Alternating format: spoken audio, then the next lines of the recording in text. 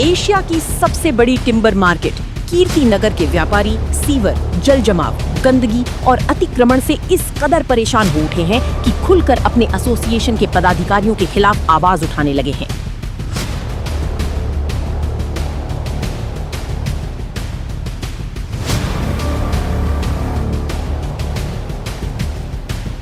Kirti Nagar timber market में एक तरफ एसोसिएशन के चेयरमैन, प्रधान और महासचिव हैं, जिन पर सवाल उठ रहे हैं, वहीं दूसरी ओर एसोसिएशन के सचिव अपने स्तर पर समस्याओं को लगातार उठा रहे हैं।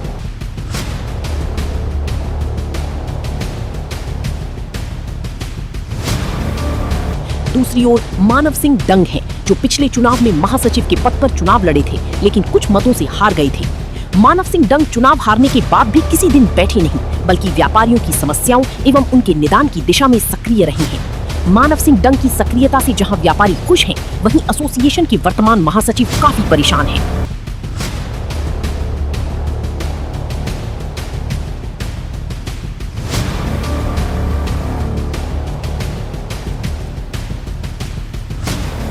महासचिव के ऊपर ये आरोप है, जो स्पष्ट दिखाई दे रहा है कि वे Kirti Nagar timber market association का महासचिव बनने के बाद 250 गज से अधिक भूमि पर कब्जा कर जहां सरकार और निगम को भारी राजस्व की हानि पहुंचा रहे हैं, वहीं बड़े नेताओं के साथ तस्वीरें खिंचवाकर लाइसेंसिंग इंस्पेक्टर पर दबाव भी बना रहे हैं।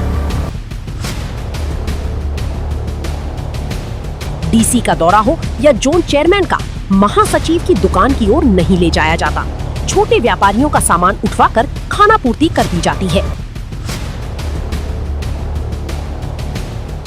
कीर्ति नगर टिम्बर मार्केट में अवैध निर्माण, सरकारी भूमि पर अतिक्रमण, प्लॉटों को छोटे छोटे टुकड़ों में काटना, 2.5 मंजिल की जगह 5-5 मंजिल का निर्माण तो आम बात होकर रह गई है।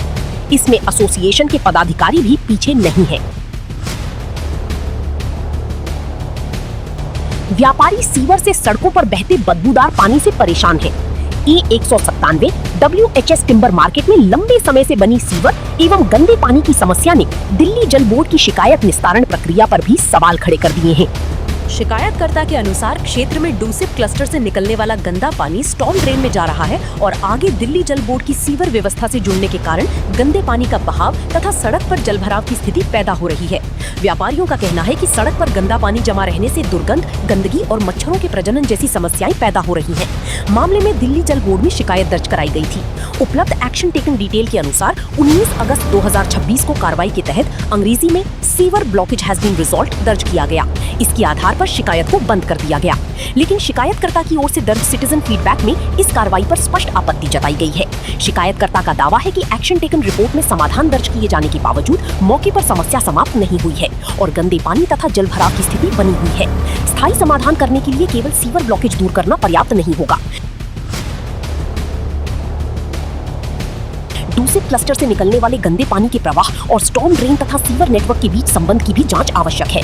व्यापारियों की मांग है कि संबंधित विभाग मौके पर संयुक्त निरीक्षण करें और ये पता लगाएं कि गंदा पानी कहां से आ रहा है, उसका निकास किस व्यवस्था से हो रहा है और बार-बार जलभराव की स्थिति क्यों बन रही है। ये साफ है कि समस्या के संबंध में जल बोर्ड को पता है, DSIIDC को पता है, डूसिप को पता है, निगम पार्षद को पता है, विधायक को पता है। फिर भी 3 महीने से अधिक हो गए हैं और परेशानी यथावत है। व्यापारी टैक्स भी दें और समस्या भी झेले, कमाल है।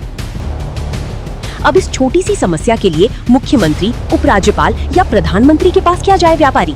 व्यापारियों, खासकर एसोसिएशन के पदाधिकारियों को मीडिया को साथ लेकर अपनी समस्याओं के लिए जोरदार आवाज उठाने की आवश्यकता है।